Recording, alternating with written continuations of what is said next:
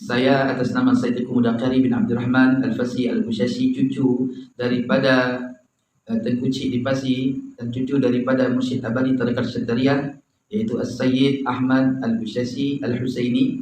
Namun di sisi lain, Bapak Kiai Haji Ahmaduddin, jika antum Bapak Kiai Haji Ahmaduddin dan yang sepaham dengannya menyatakan bahwa nasab Alawi itu tidak tercatat di dalam kitab-kitab induk nasab yang kuno, ya, di antaranya seperti kitab Asy-Syajaratul Mubarakah, Al-Asili, Tahzibul Ansab, Al-Majdi, Umdatul Talibin, yang konon kitab-kitab tersebut berada di abad ke-4 Hijri sampai ke-8 Hijriah. Namun di sisi lain dapat antum semua simpulkan bahwa Ba'alawi itu bukan Zuriharazun, karena Sayyidina Ubaidillah itu tidak termaktub di dalam kitab induk tersebut. Lalu bagaimana jika di dalam kitab yang berada di abad ke-3 Hijri itu menuliskan secara detail bahwa Sayyidina Ubaidillah itu benar anaknya Sayyidina Ahmad bin Isa Al-Abah Al-Nafat atau Al-Muhajir? Bagaimana ya tanggapan antum yang mulia Kiai Haji Ahmaduddin dan yang sepaham dengan antum yang mulia? Adapun bukti kitabnya tersebut yang ada di abad ketiga Hijriah, ya insyaallah saya akan memberikan kitab tersebut pada season kalau memang Rabitah Ba'alawi mengadakan diskusi, ya. Saya akan bawa kitab itu. Mungkin Rabitah Ba'alawi juga punya kitab itu. Assalamualaikum warahmatullahi wabarakatuh. Bismillahirrahmanirrahim. Allahumma sholli ala sayyidina Muhammadin wa ala alihi wa sahbihi ajmain. Amma ba'du. Jalana wa iyyakum min ahlil khairi wasada fid dini wad dunya wal akhirah. Amin Allahumma amin.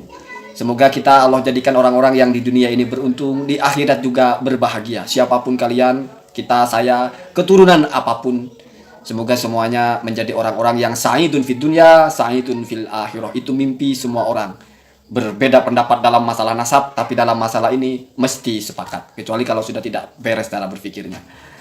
Saya sebelumnya pernah mengupload konten yang diupload oleh pimpinan pondok pesantren Nahdlatul Nuhah kalau tidak salah ya. Beliau itu adalah seorang sayyid yang durasinya sekitar 20 menit ya.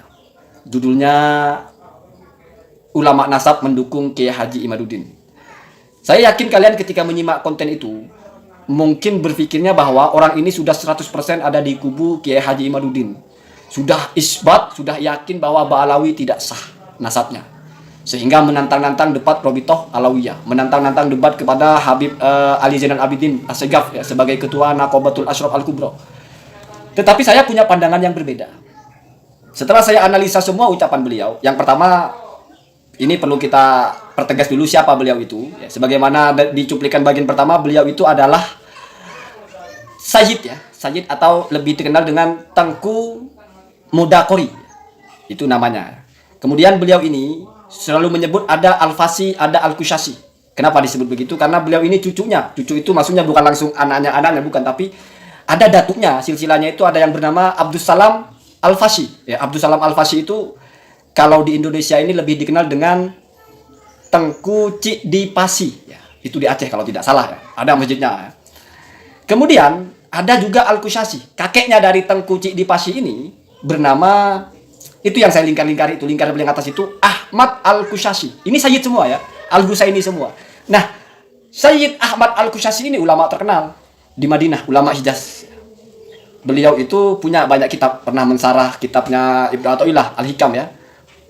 Ya, tapi yang paling penting kaitannya dengan Nusantara, beliau ini punya murid orang Nusantara yang belajar di Timur Tengah di abad ke-17, berarti lahirnya tahun 1650-an. Dan ulama-ulama ini, yang pertama misalnya Abdul Rauf As-Singkil, ulama Aceh. Ya, kalau kamu pemerhati ulama Nusantara yang zaman-zaman dulu mesti kenal.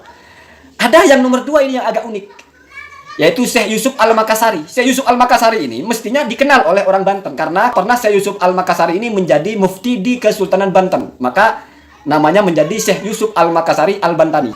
Kemudian ada satu lagi yang orang Jawa Barat, Abdul Muhyi Pamijahan. Abdul Muhyi Pamijahan ini adalah keturunan bangsawan Sunda. Ya, keturunan Raja Galuh kalau tidak salah. Nah, 3 orang ini adalah murid langsungnya dari Ahmad Al-Kushasi. Ahmad Al-Kushasi adalah leluhurnya orang atau Tengku Mudakari tadi. Ah itu ya, jadi profilingnya begitu. Nah, kemudian kenapa saya bilang bahwa orang ini tidak bisa kita anggap mendukung Kiai Haji Imaduddin 100%? Ada narasi beliau yang di kutipan bagian kedua itu, bagaimana teruntuk kepada Kiai Haji Imaduddin dan kiai-kiai yang mendukungnya. Bagaimana? Kalau saya punya kitab di abad ketiga menyebut nama Ubaidillah bin Ahmad Al-Muhajir bin Isa An-Naqib bin Muhammad bin Ali Al-Uraidi dan seterusnya. Artinya jangan-jangan orang ini atau Sayyid ini punya kitabnya. Kalau misalnya beliau punya kitabnya, bahkan abad ketiga.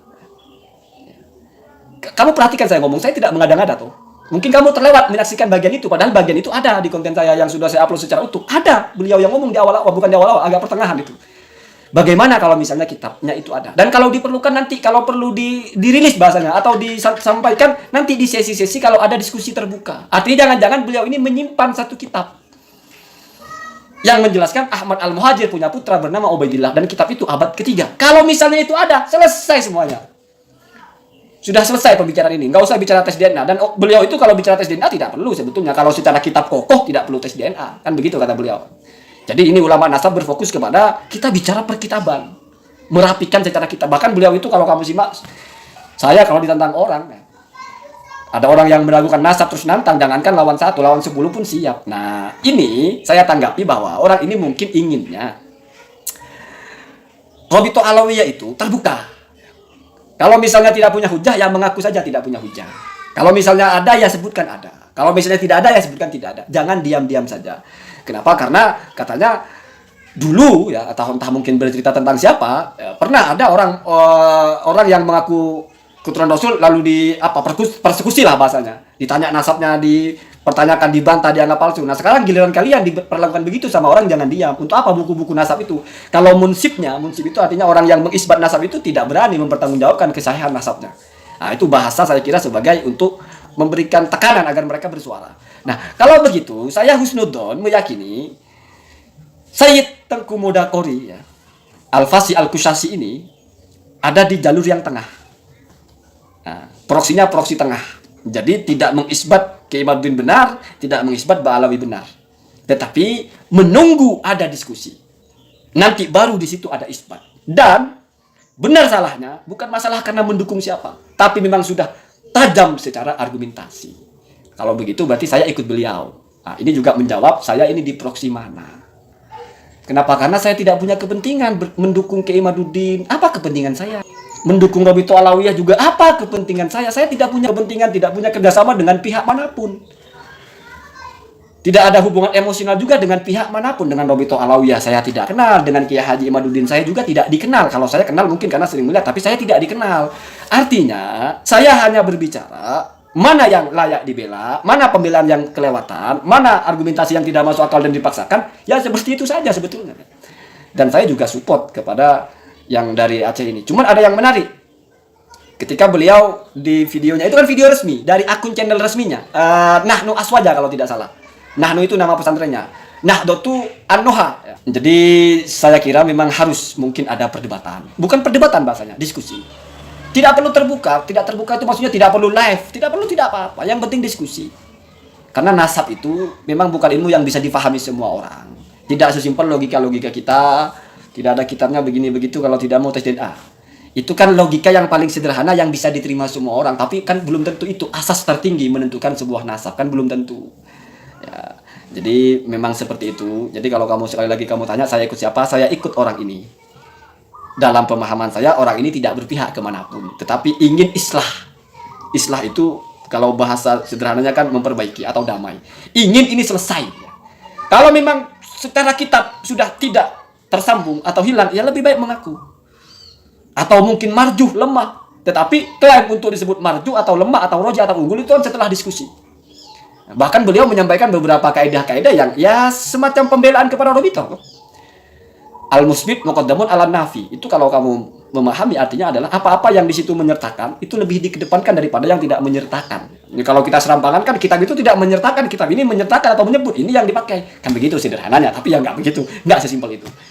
Bahkan banyak sebetulnya kaidahnya ya kalau mau dikait-kaitkan, tetapi itu nanti diukur kaidah itu relevan nggak ketika dibahas. Misalnya kaidah ziyadatus siqah maqbulah. Orang kalau sudah terpercaya jujur, terpercaya punya kapasitas, terpercaya punya kredibilitas, sudah ada nilainya sikoh, walaupun dia tunggal membuat tambahan kepada sesuatu, yang mana tambahan itu tidak ditemukan di sumber-sumber lain itu diterima. Misalnya sebuah hadis 5 jalur atau 10 jalur rawi hanya ada 10 kata. Terus ada satu rawi yang menambah 2 atau 3 kata. Total menjadi 13 kata. Saya ingin bahasakan sederhana saja, tidak perlu contohkan hadisnya ya. kok ini ada redaksi tambahan. Nah, ini bisa diterima selama jalurnya sikoh. Jadi kekuatannya di jalurnya, kan begitu ya. Jadi nggak mesti harus sama, kalau tidak sama ditolak, enggak.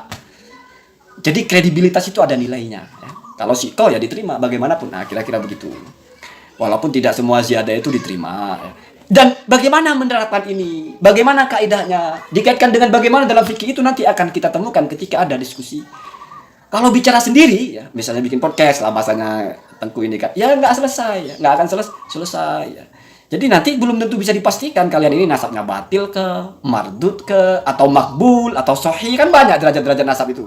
Ada yang sahih, ada yang makbul, ada yang masyhur, ada yang mardud. Jadi kalau nggak sahih otomatis mardud, nggak begitu kalau dalam nasab ya. Itu bukan dalam fikih, dalam kitab nasab begitu, di pengantar-pengantarnya mesti begitu. Ada yang sahih, ada yang makbul, ada yang masyhur, ya, ada yang mardud.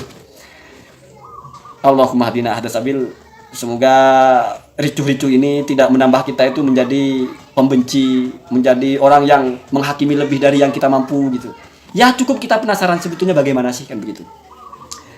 Kalau efeknya, ya, saya bicara misalnya ini ternyata tidak ada perdebatan, ternyata hilang begitu saja. Ya setidaknya efeknya sudah ada saya kira. Apa itu? Yang pertama, mungkin tidak akan lagi nanti ada orang yang berteriak-teriak mengaku. Lalu dalam rangka dia berbicara kasar, mempertegas saya ini cucu itu ya, mungkin akan berkurang ya. Kenapa? Karena hukum sosial itu sangat ketat. Kadang-kadang orang berlaku apapun itu karena kontrol sosialnya lemah, karena tidak diprotes oleh sosial sehingga merasa ini hal yang wajar.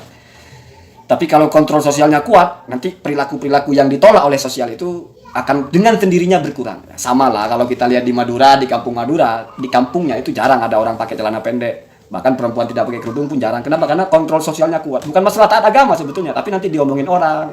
Nggak ada di sini orang minum-minum, nggak ada ya. Bukan masalah mungkin aksesnya sulit. Ya Allahumma dina, semoga karena ketakwaan.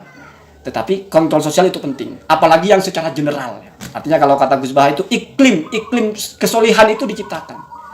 Jadi kita ciptakan iklim kesolehan. Kalau ada orang punya perilaku aneh itu tidak perlu ada satu orang yang ngomong, tapi sosial sudah menolak sehingga dia pun tidak akan lagi melakukan hal semacam itu. Allahumma dina hadasabil. Assalamualaikum warahmatullahi wabarakatuh.